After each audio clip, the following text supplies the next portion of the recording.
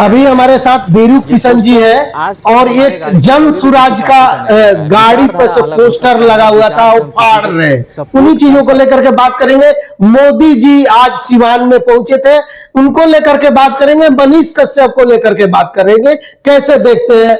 सबसे पहले ये बताइए कि मनीष कश्यप तो भाजपा में थे लेकिन वहां से निकल करके चले गए जन सुराज में, कैसे देखते हैं मनीष कश्यप को? देखिए, मनीष कश्यप को कभी हम सीरियसली नहीं देखे और मनीष कश्यप को हम मानते भी नहीं है कि आज तक वो जनता के ऊपर, जनता के लोगों में ये विश्वास जता ही नहीं पाया, बना ही नहीं पाया कि वो एक्चुअल में है क्या। कैसे आप कह सकते दूध से नहलाया गया? अगला बार अगला चुनाव में आप देखे होंगे जिस तरीके से उनका फैन फॉलोअर था, आज तक कोई नेता को देखा था कि चुनावी माहौल में जाए उनको दूध से नहलाया जाए? भैया, दूध से तो आपको भी नहला दिया जाएगा। नहीं, हमको क्या, हम नेता थोड़ी ना। ऐसा कोनो बात नहीं है। वो कहीं भी जाएगा, केहू के 10,000 20,000 रुपया दीजिएगा, वो चीज मंगा के दीजिएगा, बोलिएगा स्क्रिप्टेड करना है, तो वो पॉसिबल है, कोई बड़ी चीज नहीं है।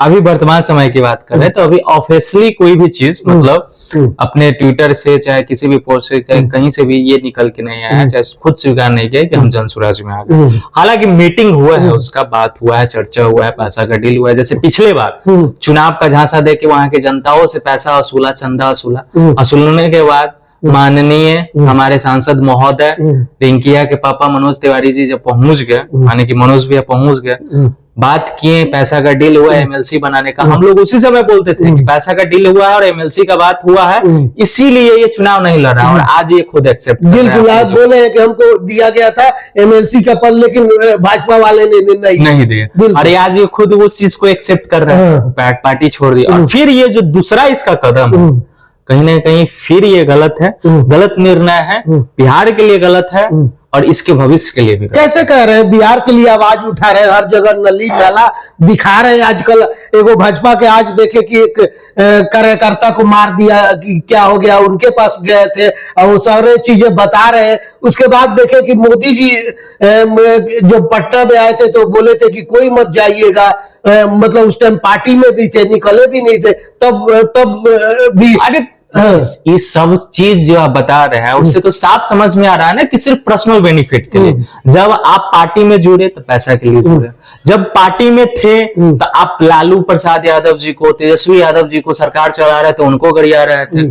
20 साल पहले की चर्चा करते थे कि जंगल राज था, दिस डेट वगैरह वगैरह था, वर्तमान का विरोध नहीं करते। लेकिन अब तो जंगल राज 2 बोल रहे हैं। वही हम बता रहे हैं आपको, जब पार्टी में नहीं थे उससे पहले आप वीडियो बनाते थे तो यहाँ के सरकार को दोष देते थे, पार्टी में आने के बाद दोष देना बंद कर दिए। और जब फिर पार्टी से निकल गए तो फिर आप जंगल राज 2 बोल रहे हैं, फिर आप वर्तमान सरकार का विरोध कर रहे हैं। मतलब इससे साफ जाहिर होता है कि आप सिर्फ अपना फायदा देखते हैं, आप सही निर्णय नहीं लेते हैं, आप सही दिशा और जो सही चीज है एक्चुअल में उसका चर्चा नहीं करते हैं। अब इसलिए विरोध कर रहे हैं क्योंकि पार्टी से निकल गए। लेकिन सच्चाई तो यह है कि वाकई में जंगल राज 2 है। नहीं, अभी देखिए, अभी कल की बात है, कल शाम 4 बजे तेजस्वी यादव जी के आवास के बगल में गोली चला है, उनके आवास के पास गोली चला है। हाँ, चला है। मंत्री का पूरा आवास है पोलो रोड में, वहां पे गोली चला है। जहां जो खुद सरकार में है, विपक्ष में है, वो सुरक्षित नहीं है। उपेंद्र कुशवाहा जो पार्टी बनाए हुए हैं, मोदी जी के बगल में बैठते हैं, केंद्र में भी सरकार, राज्य में भी सरकार, उनको धमकियां आ रही है। बिल्कुल, वो बाजाबते फेसबुक पे पोस्ट किए हैं। तो जब जो खुद सरकार में है, सरकार का महामहिम है, वो सुरक्षित नहीं तो हम और आप सुरक्षित। लेकिन मनीष कश्यप उसी का तो आवाज उठा रहे हैं कि पीएमसीएच किस तरीके से मारा गया, उनको पीटा गया। अगर जो बता रहे हैं कि जब हमको भाजपा वालों ने नहीं पूछा हाल चाल की क्या हुआ नहीं हुआ, तब वो पब्लिक को कैसे पूछेंगे? भैया अब यही बात हो गया ना कि आप दरवाजे पे किसी को बुलाए, उसको भाव नहीं दिए, खाना नहीं दिए तो आपका विरोध करने लगा, बोलने लगा फलाना तो गलत है। नहीं, गलत लगा उनको। आप ठीक है, आप इतना इससे पहले किसी को नहीं पिटा जाता था? पिटा जाता था। 2 साल समथिंग लोकसभा चुनाव से लेकर अभी तक साल भर समथिंग आप रहे हैं पार्टी में, इससे पहले किसी को नहीं पिटा जाता था? इससे पहले बिहार में जंगल राज नहीं था? इससे पहले बिहार में लोगों का मर्डर नहीं होता था, गोली नहीं चलता था? बिल्कुल। पीएमसीएच का हालत आज जब ये इस्तीफा दिए हैं, पिटाई है, तब खराब हुआ, इससे पहले नहीं था। इससे पहले आप चर्चा क्यों नहीं की? तो मुद्दा उठाते थे, इससे पहले बहुत सारा वीडियो बनाते थे। इससे पहले इनका वीडियो जाके उठा के देख लीजिए, जब तक ये पार्टी में रहे हैं सिर्फ एक ही चीज का ये वीडियो बनाते थे, सिर्फ और सिर्फ हिंदू मुस्लिम, रोहिंग्या मुसलमान, बांग्लादेशी, पाकिस्तान, दिस दैट वगैरह वगैरह। तो हम भी कहेंगे जब आए थे भाजपा में से जुड़ के, तो यहाँ बीपीएससी के छात्रों पे लाठी चल रहा था, छात्र बुला रहे थे लेकिन ये नहीं गए, दूसरे चीजों को ये चर्चा कर रहे थे अपने चैनल पे। सिंपल समझ लीजिए, तो ये बिकाऊ इंसान है, कभी भी अपने ईमान को, अपने धर्म को कभी भी पल भर, पल सेकंड में बिक जाए।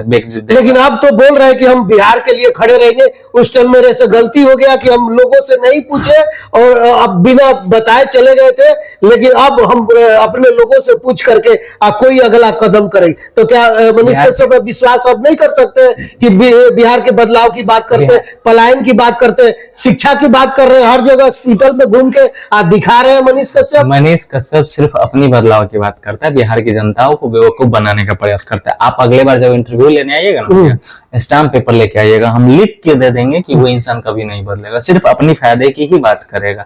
आज अगर वो बोल रहा है, आज ये बोल रहा है कि हम सबसे पूछ के निर्णय लें, तो बिना पूछे कहे खा चलेगा जनसुराज में, कहेगा तो मिलिए नहीं। आपको किस एंगल से लग रहा है कि प्रशांत किशोर बिहार का भविष्य है? क्या प्रशांत किशोर बिहार के बदहाली का वो जिम्मेवार नहीं है? जब 2014 में माननीय नरेंद्र मोदी जी का सरकार बन रहा था, उनका प्रचार प्रसार हो रहा था, तो उसमें सारे चीज को मैनेजमेंट करने वाला अगर कोई व्यक्ति था, सोशल मीडिया हैंडल से लेके टोटल चीज आईटी टीम को संभालने वाला, तो वो प्रशांत किशोर था।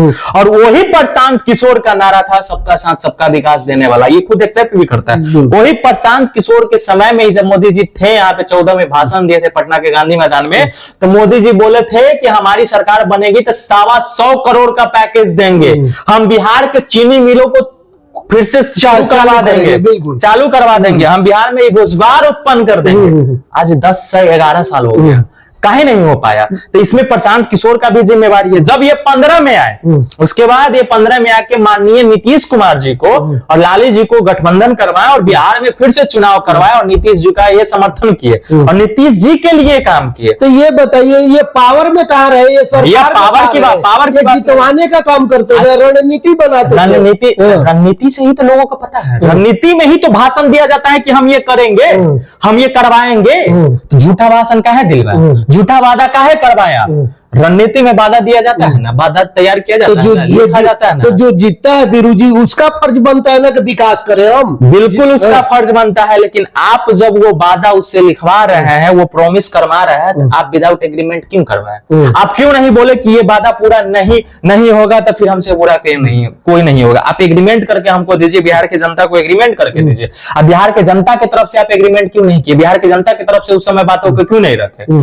आज आपको दिख रहा है 2015 में जब चुनाव हुआ, पूरे बिहार के नहीं लगभग लोगों को पता है कि जब बिहार में चुनाव होता है तो अदर स्टेट के जो बड़े बड़े बिल्डर है, बड़े बड़े बिजनेसमैन है, बड़े बड़े जो कॉर्पोरेट है, जो मैन्युफैक्चरिंग के ऑनर है, वो लोग बिहार में आते हैं और पैसा देके जाते हैं पॉलिटिकल पार्टी को। क्यों देके जाते हैं भाई?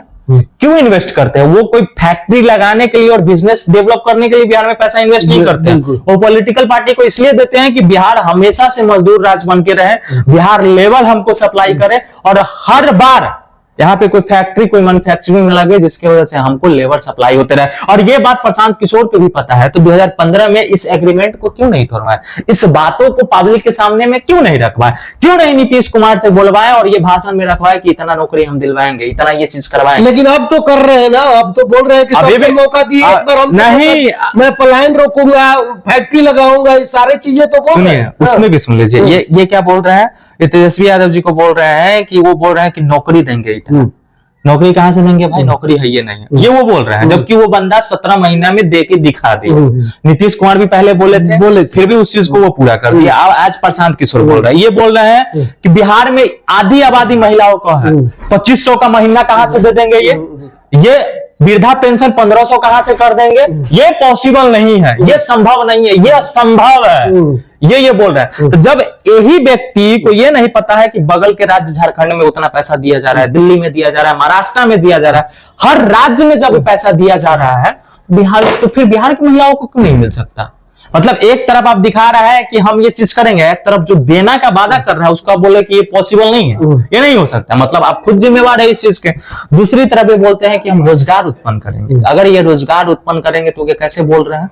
ये बोल रहे हैं कि हम बैंक से लोगों को लोन दिलवाएंगे। लोन तो अभी भी मिल जाएगा लोगों को, थोड़ा कष्ट होता है, थोड़ा परिश्रम होता है। लोन दे के जब हमको खुद रोजगार करना है तो आपकी क्या जरूरत है? इनका भाषण सुनिएगा, बोलते हैं बैंक से लोन दिलवाएंगे फिर रोजगार उत्पन्न होगा। ये नहीं बोलते हैं कि बड़े बड़े बिजनेसमैन, बड़े बड़े बिल्डर और बड़े बड़े इन्वेस्टर लगाएंगे। ये नहीं बोलते कि बिहार को इकोनॉमी जोन बनाएंगे। कभी उनके मुंह से नहीं सुने होंगे कि बिहार में इकोनॉमी जोन की अति आवश्यक जरूरी है, नहीं बोलते हैं। लेकिन वही जब 17 महीना में तेजस्वी यादव जी थे तो वो खेल विभाग बना है, जिसमें आप खेल के आइए, मेडल लेके आइए और नौकरी पाइए, वो तेजस्वी यादव का बनाया हुआ।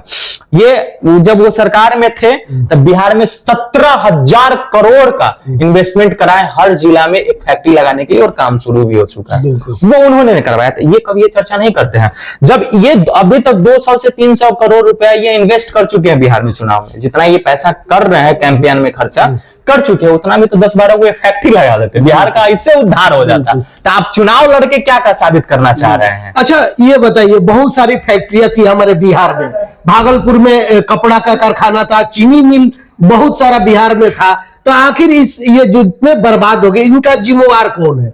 पिछली जो सरकारें चला रही थी, सारे लोग जिम्मेवार है। देखिए 2000 तक जो सरकार था, 2000 में आपको पता है कि झारखंड जितने भी खनिज है, अच्छे अच्छे पदार्थ हैं जो हमारे बिहार को रीढ़ की हड्डी माना जाता था, झारखंड को, वो साइड हो गया 2000 में साइड होने के बाद बहुत सारी चीजें उधर चली। फिर भी हमारे यहाँ आप देखिएगा तो गोपालगंज का जो चीनी मिल है क्या में बंद हुआ है? 2008 में बंद हुआ है। मधुबनी का, दरभंगा का 9 में 11 में बंद हुआ है। तो आप देख लीजिए, पहले थी वो व्यवस्था, लेट से ही, गलत तरीके से ही, लेकिन चलता था। कौन रोका, कौन खराब किया? सरकार किसकी थी 2005 के बाद? आप उसके बाद कभी डेवलप के नहीं किए, आप सिर्फ रोड बनाने में रह गए।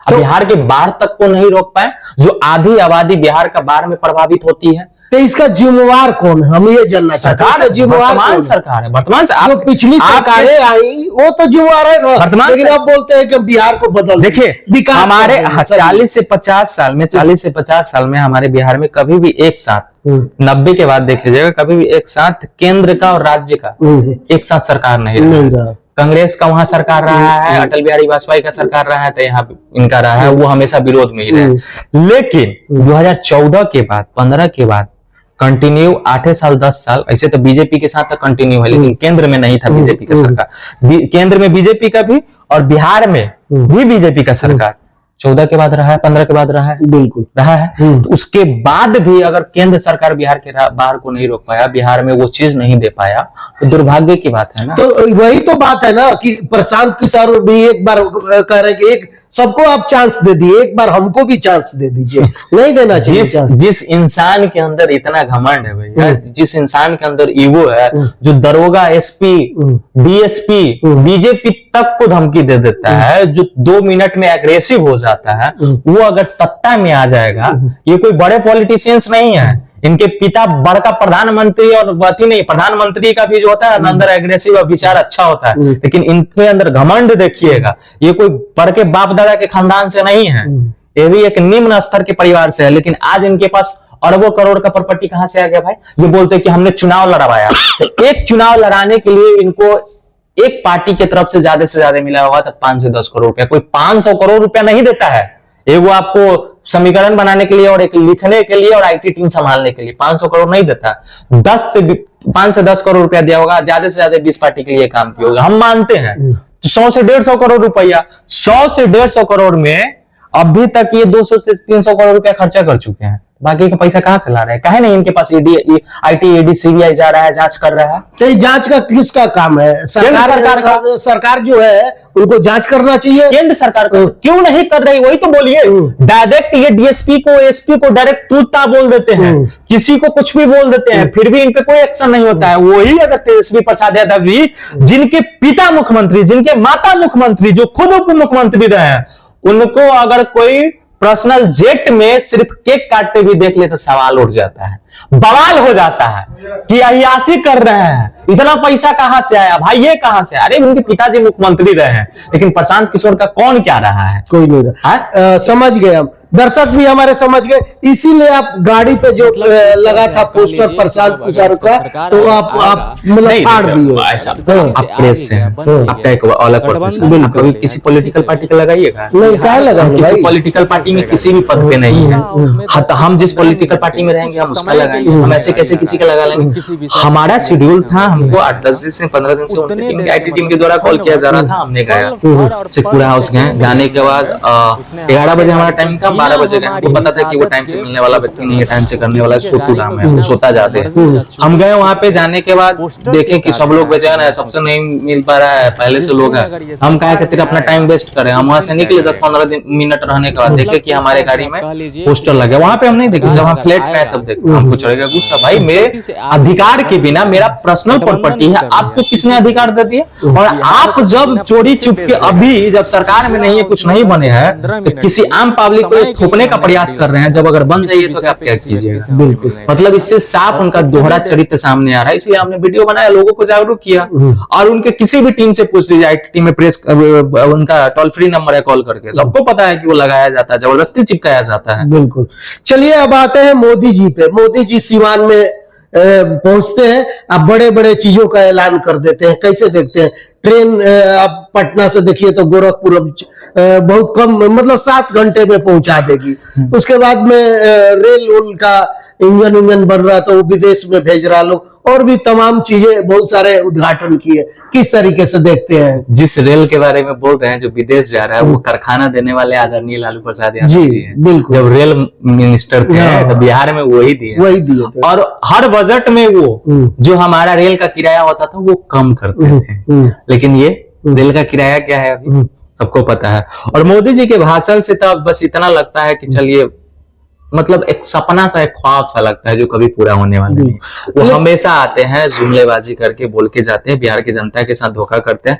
उनका यहाँ का भाषण और गुजरात का भाषण आप देख लीजिए, दोनों में अंतर मिलेगा। लेकिन विकास के जैसे फैक्ट्री लगाने के बात नहीं बोले मोदी जी, पलायन रोकने की बात, लेकिन बहुत सारे लोग ये आवाज भी उठा रहे। और वो एक और जिनका दीदी और पता नहीं कौन लोगों को वीडियो वायरल हो रहा, बस में ऐसे ही लेके जा रहे हैं, तो लोग घूम रहे हैं। प्रशासनिक तंत्र को लगा दिया गया था 10 दिन पहले से ही कि एनी हाउ, जैसे गाय बकरी भेड़िया को पकड़ के गाड़ी में कोच के भेजा जाता है ना, वैसे मोदी जी की रैली में जाना चाहिए, भीड़ दिखना चाहिए, चाहे जो हो जाए। पूरे प्रशासनिक तंत्र लगा हुआ था, मतलब एक सिपाही से लेके उस जिला के SP तक लगे हुए थे। बस वाले भी बता रहे हैं कि जबरदस्ती हमको प्रशासन उठा के लेके आई है और ब्लॉक में रखिए, आई लोग मतलब पब्लिक को भर भर के ले जाएंगे सीवान। तो मतलब ये कहां तक जाइए कि बस वाले को सरकारी पैसे से, वो भी सरकारी खजाने से, हम लोग के टैक्स के पैसा, टैक्स हम लोगों का पैसा है। बताइए, ये बिहार की जनता को समझ में आना चाहिए ना, बिहार की जनता को समझ में आना चाहिए कि आपके साथ क्या हो रहा है। मोदी जी डर गए थे क्या पटना से? पटना में देखे थे कि सीट खाली रह गया, यहाँ के नेता लोग कोशिश किए कि चलो किसी तरीके से सीट खाली रह गया, लोग देखने वाला नहीं था महाराज। देखिए, मोदी जी से लोग उब चुका है, त्राहिमाम हो चुका है बिहार की जनता। महंगाई बढ़ रही है, बेरोजगारी बढ़ रहा है, हर घर में आप जाइएगा तो बच्चे मतलब डिप्रेशन का शिकार हो रहा है कि क्या करें, कैसे मतलब घर की स्थिति को सुधार पाए। कोई रोजगार नहीं है और कुछ कर भी नहीं पाएंगे, इसलिए अपराधी भी बढ़ रहा है, अपराध भी हो रहा है, क्राइम बढ़ रहे हैं। तो उस चीज को लेकर लोग जाना नहीं चाहता, सुनना नहीं चाहते। लोग को एक नई उम्मीद है बिहार पे कि सरकार परिवर्तन हो और एक अच्छे सरकार है जिसने 17 महीना में हमारे लिए काम किया और बिहार का विकास किया। बिल्कुल, लेकिन रोजगार का कुछ बात नहीं किए, पलायन पे बात नहीं की। नहीं कर सकते ये पलायन पे बात करेंगे तो फिर उनके गुजरात में हम बिहारी जाके फैक्ट्री में काम कैसे करेंगे? उनके गुजरात में बिहार के लोग चीनी मिल इतना था, चालू करवा देते कि यहाँ के लोग नहीं करवाएंगे। खाली नाम के मिनिस्टर बना दिया जाता है। यहाँ पे मांझी जी मिनिस्टर बने हुए हैं, उधर क्या बोलते हैं बेगूसराय से पासवान जी भी इधर बने हुए हैं, सब लोग बने हुए हैं, लेकिन कोई कुछ बिहार को देने वाले हैं? सिर्फ अपना अपना मलाई खा रहे हैं, सबको अपने से मतलब है। कोई भी ऐसा नेता नहीं है कि वर्तमान में बिहार के लिए सोच रहा है। बिल्कुल। चलिए, तो क्या कुछ सोचते हैं हमारी बातचीत वीडियो को लेकर के, जो कि प्रधानमंत्री अभी जो आए थे यहाँ सिवान में, आप बड़े बड़े चीजों के ऐलान करके गए हैं, तो आप लोग क्या सोचते हैं? मनीष कश्यप को लेकर क्या सोचते हैं? जरूर बताइएगा। धन्यवाद, नमस्कार।